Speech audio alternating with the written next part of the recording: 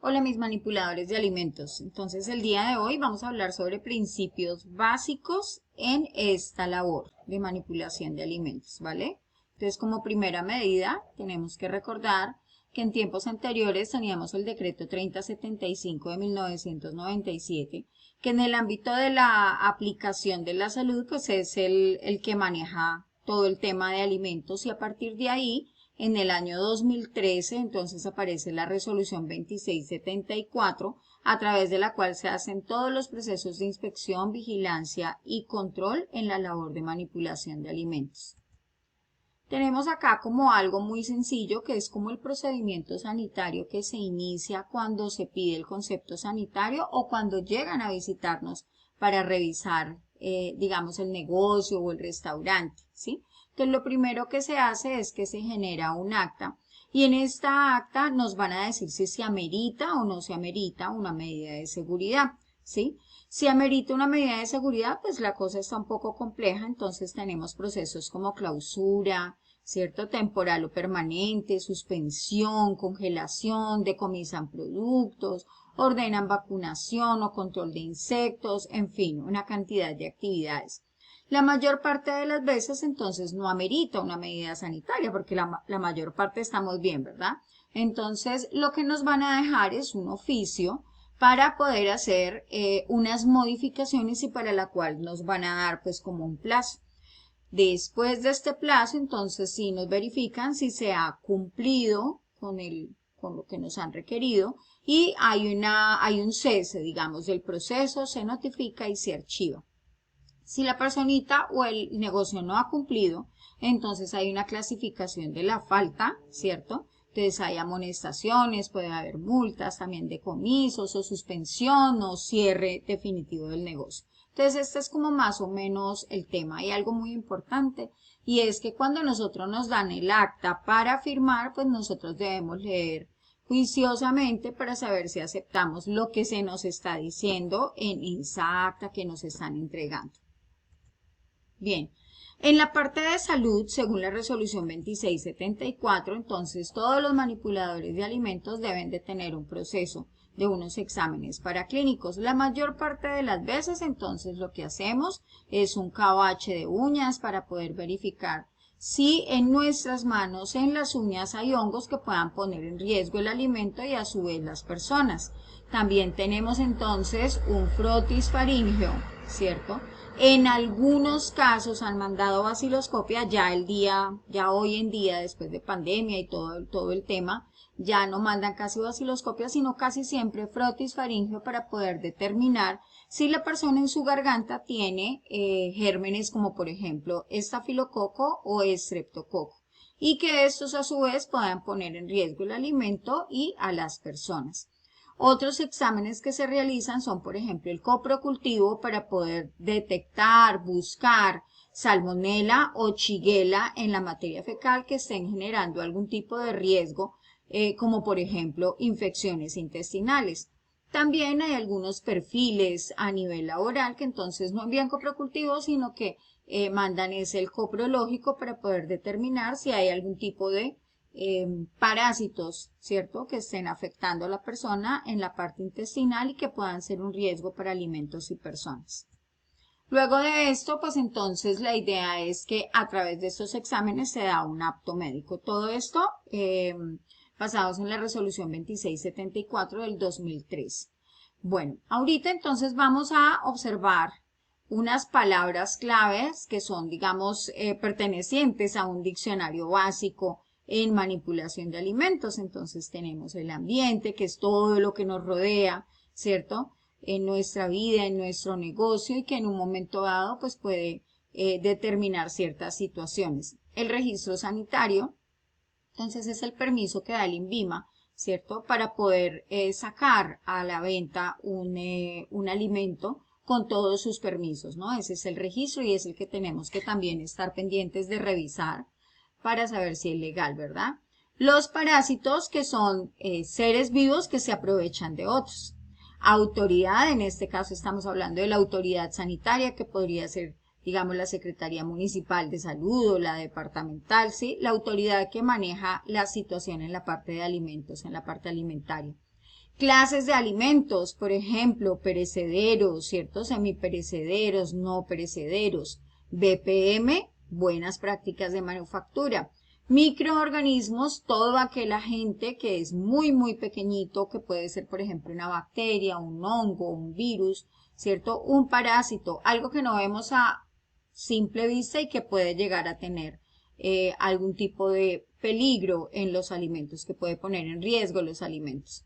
Contaminante puede ser, por ejemplo, un hongo, un virus, una bacteria. Contaminación es el proceso que se ejerce en esa reproducción y que contamina entonces los alimentos.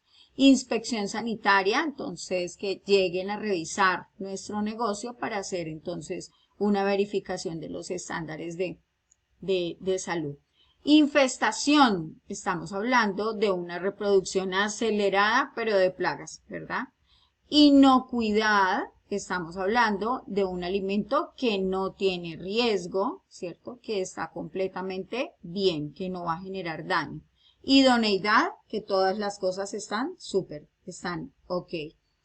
Es decir, que está bien el alimento. Limpieza, quitar la mugre que nosotros vemos a simple vista, por ejemplo, recoger los regueros, barrer, quitar la mugre, ¿verdad? Y desinfectar es utilizar algunos productos, por ejemplo, químicos como cloro, para poder matar microorganismos como por ejemplo hongos o bacterias, o utilizar algunos mecanismos físicos como la temperatura o como la radiación para matar microorganismos. ETA, enfermedades transmitidas por alimentos. Y también podríamos hablar de los ingredientes que tienen los alimentos, que pueden ser primarios y pueden ser secundarios. Bien, acá entonces una definición básica de lo que es un alimento: es todo producto natural o artificial, elaborado o no, que ingerido por el ser humano nos aporta nutrientes para poder sobrevivir, para poder cumplir nuestras funciones básicas como son respirar, movernos, ¿cierto? Que nos produce la energía para poder estar, digamos, activos en nuestro día a día. ¿Quién es un manipulador de alimentos? Absolutamente todos. Entonces, toda persona que interviene en la fabricación, procesamiento, envase, almacenamiento, preparación, transporte o expendio de alimentos, pero oigan pues también los que comemos. Bien, los alimentos los podemos clasificar en diferentes grupos dependiendo de la perspectiva que nosotros tengamos, ¿no? Entonces, dependiendo de su procedencia, podemos decir que son naturales, artificiales o procesados. Entonces, un ejemplo de natural, un banano. Un ejemplo de artificial, por ejemplo, una bebida gaseosa. Un ejemplo de procesado, por ejemplo, unas papas fritas, ¿sí? Algo que ha tenido que sufrir una transformación, un yogur, por ejemplo. Pueden ser de naturaleza animal o pueden ser de naturaleza vegetal. Según su valor nutricional, entonces podemos decir que los alimentos son energéticos, constructores o reguladores. ¿Por qué energéticos? Porque nos producen energía, ¿verdad? Para poder sobrevivir. ¿Por qué constructores? Porque construyen nuestro cuerpo, construyen nuestra fibra, nuestro músculo, ¿verdad? Y reguladores porque regulan nuestras funciones vitales, como por ejemplo cuando tenemos que ir al baño, ¿verdad? Si estamos duritos del cuerpo o si por el contrario fluye, ¿verdad? Esta podría ser una manera de regular las funciones de nuestro cuerpo. Bien, ¿qué más tenemos por aquí? Vamos a ver si este nos deja pasar. Listo. Los alimentos, entonces, en sí pueden tener una humedad interna y una humedad externa. Esta agua que tienen los alimentos es determinante para nosotros poder decir, ¿sí?, que los alimentos se van a morir rápidamente o van a durar muchísimo. A eso entonces le denominamos como alimentos perecederos, es decir, que se mueren ya o que ya su vida útil, pues, murió, ya, salió. Semiperecederos, entonces más o menos tienen cantidad de agua, pero aún así nos duran un poco más de tiempo. O poco perecederos, aquellos alimentos que son sequitos, entonces las bacterias no andan detrás de ellos persiguiéndolos para tomarse el agua que tienen y deteriorarlos. Entonces fíjense que el tema del agua que tienen los alimentos hace que ellos nos duren más o nos duren menos. Entre más agua hay, menos nos van a durar, ¿sí? Porque son más apetecidos por las bacterias. Entre menos agua tienen, por el contrario, entonces sí nos van a durar un poco más de tiempo. Bien, tenemos por acá que no me deja pasar. Bien, los alimentos los podemos clasificar también en alimentos que se pueden modificar voluntaria o involuntariamente. Cuando nosotros hablamos de los alimentos que se modifican por nuestra voluntad, estamos hablando de que tenemos conciencia de ello y los cambiamos a propósito, como por ejemplo cuando los alimentos se adulteran o se falsifican, ¿verdad? Entonces hay fallas, por ejemplo, le adicionamos formol o los aguamos, ahí nosotros tenemos la conciencia de que el alimento se está deteriorando y lo estamos cambiando por cualquier razón, pero lo estamos haciendo. Y un alimento falsificado, entonces, es aquel que estamos de pronto cambiando la etiqueta, que estamos reembasándolo, es decir, como por ejemplo cuando utilizamos algún tipo de marquilla y cambiamos la marca de un producto. Ahí lo estamos falsificando. Bien, cuando decimos que es involuntario, sin querer queriendo, como dicen por allí, entonces estamos hablando que hay unos cambios que son generados en los alimentos y es cuando ellos se pueden alterar o se pueden contaminar. Pero no es porque nosotros queramos dañarlos, sino que hay otras situaciones que vienen aquí a deteriorarlos. Y es cuando decimos que los alimentos pueden ser contaminados de forma física, de forma química o de forma biológica. Cuando hablamos de la contaminación química, estamos hablando de contaminación de alimentos a partir de todo lo que tenga alguna cosa como por ejemplo los elementos de la tabla periódica. Ejemplo, vamos por ejemplo a la tienda, ¿sí? Pedimos un pan y nos empacan el pan pero con una botella de hipoclorito al lado y hay una transferencia del olor y del sabor del cloro al pan. Eso es contaminación química. O como por ejemplo cuando una persona se baña en loción, pero se va a trabajar en una pizzería, ¿sí? O amasando, por ejemplo, preparando la masa para las empanadas. Entonces eso va a saber a ese elemento químico y pues vamos a tener este tipo de contaminación. Cuando hablamos de la contaminación física, estamos hablando de cosas. Estamos hablando del tipo de caída de objetos, ¿sí? O estructuras que son inertes, pero que no hacen parte del alimento. Ejemplo, el diente de marrano, ¿sí? O el anillo en el tamal, o el guante en un pan, ¿sí? O, por ejemplo, el arete o el cabello en una sopa. Eso es contaminación de tipo física. Cuando hablamos de contaminación de tipo biológica, entonces estamos hablando ya de toda la contaminación que puede venir de parte de los seres vivos, ¿sí? Y esto no es solamente, digamos, por partecitas de los seres vivos, sino por sus fluidos. Entonces acá hablamos de seres vivos grandes como nosotros o seres vivos pequeñitos como por ejemplo las bacterias, ¿sí?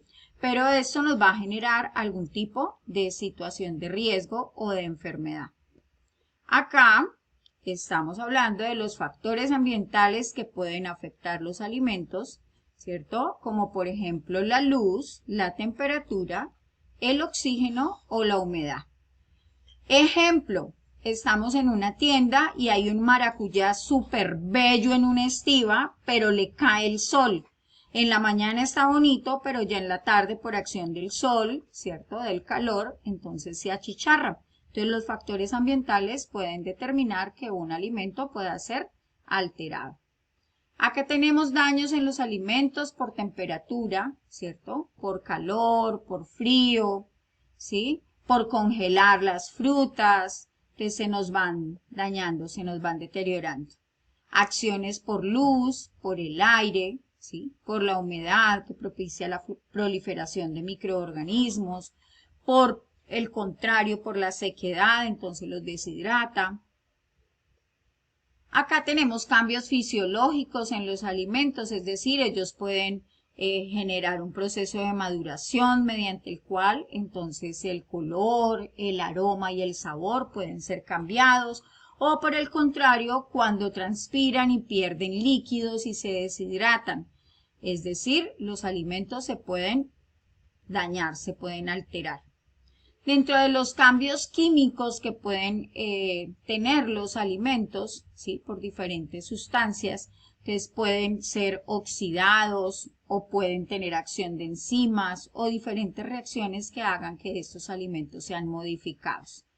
Cuando hablamos de los cambios biológicos, entonces podemos decir, ¿no? Que hay plagas, que hay roedores, que hay salamanquejas, que hay hormigas, perros, gatos. Imagínense cuando vamos a una tienda el gato encima del mostrador, ¿sí? Todo esto son situaciones entonces que en un momento dado pueden alterar los alimentos. Bueno, eso es todo en este momento, en esta clase. Nos vemos en nuestra próxima clase de manipulación de alimentos.